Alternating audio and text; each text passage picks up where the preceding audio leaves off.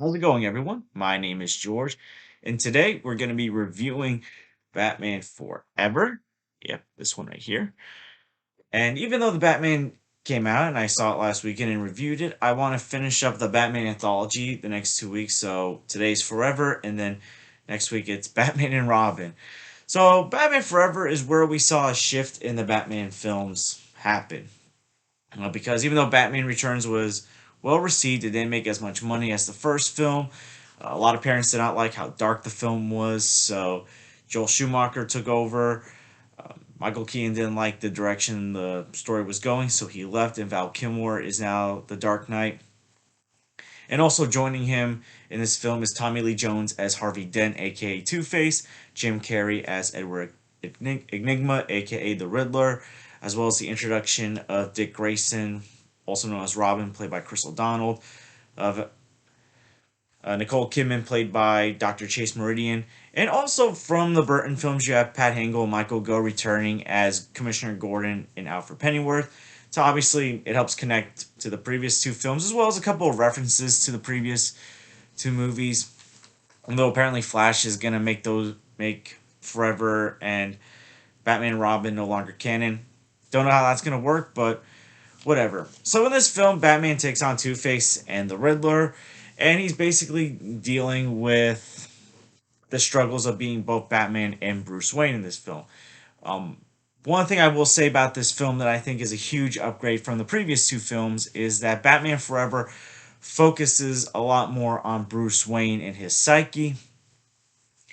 Basically, like how his parents' death haunts him. And don't get me wrong, I love Michael Keaton. He's my favorite Batman alongside Robert Pattinson at this point. But I felt like one of the things that Burton did that would sometimes annoy me was focus much more on the villains than Batman and Bruce Wayne himself. So I like how in Forever we see Joel Schumacher going deeper into Bruce Wayne's psyche, his mentality, and also we do get some more screen appearances from Commissioner Gordon and Alfred in this film. We get some more Alfred moments. Like, one thing I will say about what Joel Schumacher does very well is I think he balanced out in this film the amount of screen time each character got, especially because you're introducing more characters in this film.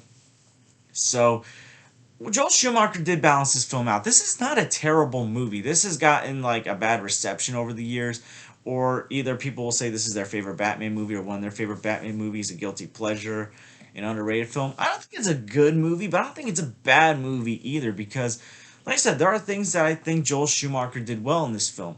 And for the last couple of years, there's been stories and rumors that Joel Schumacher had an almost 3 hour long version of Batman Forever where they go more in depth about the night the Waynes died, how that haunts Bruce, how Bruce blames himself, a nightmare sequence with a bat that's extended and scarier. So Joel Schumacher did have really good ideas for this film. The problem is that the studio didn't focus on those. Now, let's get to the villains. Jim Carrey as Riddler's okay. I don't hate this performance. I mean, this was obviously at the height of Jim Carrey mania. Jim Carrey was at the height of his career in the 90s. The previous year, he was in The Mask, Dumb and Dumber, Ace Ventura. So, yeah, like, he is very Jim Carrey in this film, and there are a couple of moments that remind me of one of his later films, How the Grinch Stole Christmas. He was okay. I still think Paul Dano was a better Riddler, at least for a more serious film, but it's not Jim Carrey's Riddler that bothers me. The only thing that really bothers me with Jim Carrey's Riddler is his costume. They look like onesie Riddler pajamas you would find at a store. I much rather prefer like a Riddler suit like in Batman the Animated Series, but it was fine for what they were going for. The villain that really annoys me in this film is really Two-Face. Now, I like Tommy Lee Jones. I think he's a very good actor, but his Two-Face was a little too much like Joker, in my opinion. I mean, you can probably get away with it with the Riddler at times, but Tommy Lee Jones' Two-Face did bother me. Although there's one thing I will say about the Riddler is that I think the Riddler kind of set a new expectation for comic book villains because you kind of saw like the because at the beginning of the film he's essentially the guy that everyone looks down upon. He's rejected by his hero Bruce Wayne. And you kind of see that with later on with other villains like Electro in Amazing Spider-Man 2 and Cheetah in Wonder Woman 1984. These down on their luck people that are looked down upon by others, and they feel like they've been let down by their personal heroes, stuff like that. Riddler was like one of the first to do it, so I'm not gonna really hurt the film for doing that. But yeah, as far as the villains go, I can't stand Tommy Lee Jones' Two Face. Dr. Chase Meridian's fine for the love interest. Nicole Kidman does a fine job. At the beginning, she's like got this like schoolgirl crush on Batman, and like some of the line dialogue is just very cheesy and just like very like schoolgirl crushy. But like as the film goes on, like I feel like she matures more and like she gets closer to Bruce Wayne, and she later admits that like I'm in love with Bruce Wayne. And I think as love interests go, like she's fine. She's not the worst nor the best. Speaking, I do want to say when it comes to cheesy lines though, the only thing I didn't like about Val Kilmer's Batman is he does kind of say two cheesy lines, like "I'll get drive through" or like "It's the car, right? Chicks dig the car." And by the way, he does have a very good Batman voice. I do like his Batman voice. So, but despite that, like those aren't like bad cheesy lines that like bug me. Um, Crystal Donald as Robin is very interesting for me because I mean, obviously at this point in the franchise, you're probably thinking, "Oh, they got to introduce Robin." Crystal Donald as Robin isn't that I think he's terrible. It's just I get it. Crystal Donald was in his mid-20s when this film came out, when this film was being filmed, but he does not give me the impression of a boy wonder. He doesn't even give me the impression that he's a guy in his mid 20s. Like he's supposed to play like I guess like a late teens, like early college kid. But like he looks like he's in his like late 20s, early 30s at in his like mid 20s. Like I get it. Some actors, most actors in their mid 20s around my age can maybe pull off playing a high schooler, but or teenager. But Chris O'Donnell in his mid 20s, like yeah, I feel like he's looked the same for like the last 25 years or so. So like nothing's really changed.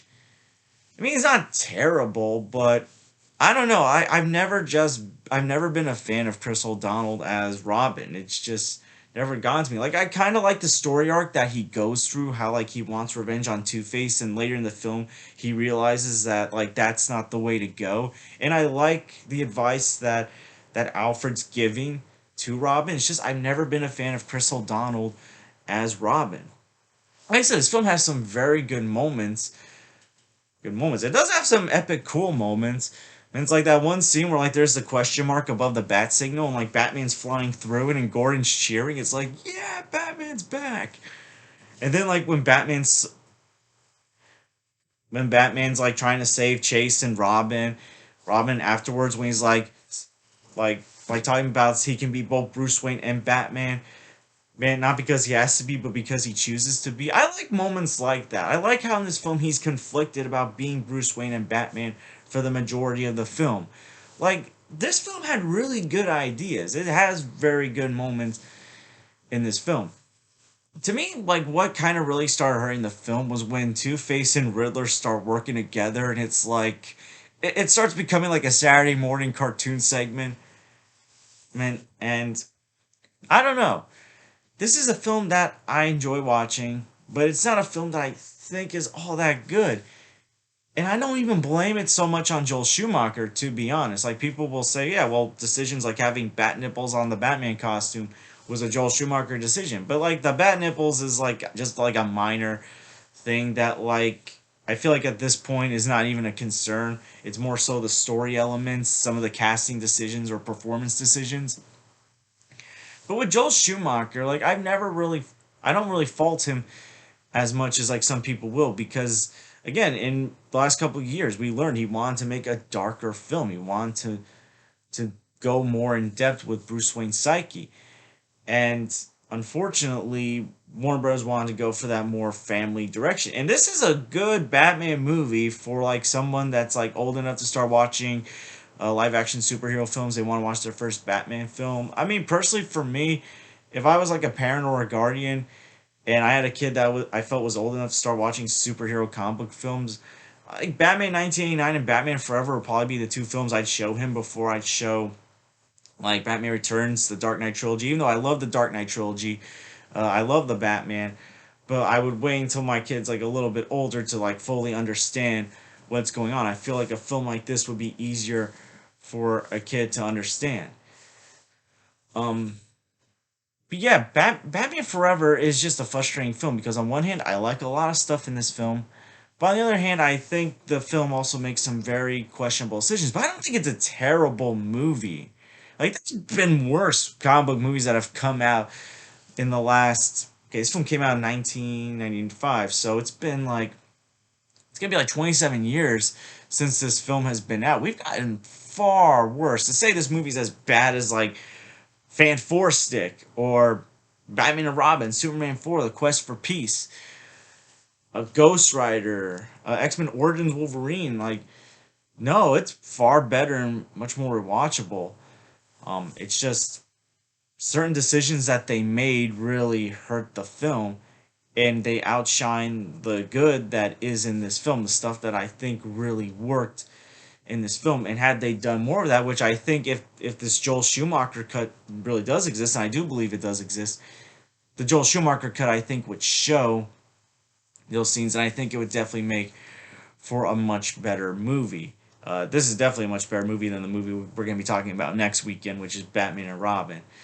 But yeah, all in all, Batman Forever. Val Kilmer's not Michael Keaton, but he's still very good in the role. I'm okay with Jim Carrey's Riddler. I can't stand Tommy Lee Jones' Two-Face. Never been sold on Chris O'Donnell as Robin. Some really cool things. I like that they focused more on Bruce Wayne in this film. But yeah, you can definitely see, like, even in the opening credits, you can tell this was going to be a much different film from what the Burton movies were. A different kind of score and all that stuff. Although I don't think the score is bad. I actually do enjoy the score of Batman Forever. So, not as good as Danny Elfman's, obviously, but still a very good score. But yeah, Batman Forever, I'll give it a C plus. It's not a good movie, but I do enjoy this film. I do have fun with it at times. It does have some very cool moments, but compared to Batman Returns, it's not up there. Obviously, it's not up there with the Dark Knight trilogy or the Batman, but yeah, I still enjoy this movie. But so I'm gonna give it a mixed grade because I have mixed thoughts on this film.